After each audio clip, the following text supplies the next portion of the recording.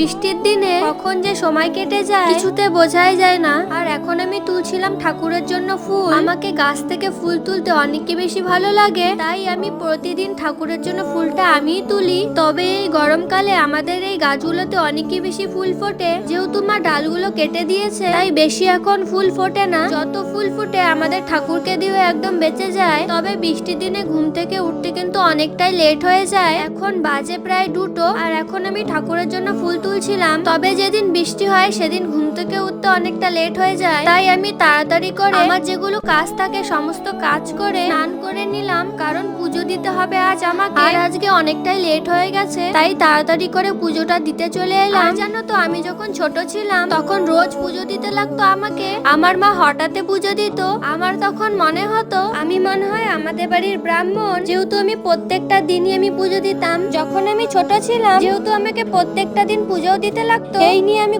কোনো সময় অনেকে বেশি রেগে যেতাম। তবে আগের মতো কিন্তু এখন আর হয় না, একদিন মা পুজো দেয় আর একদিন আমি পুজো দিই। আজকের মতো ভিডিওটা এখানে শেষ করলাম, দেখা হচ্ছে অন্য কোনো ভিডিওর সাথে।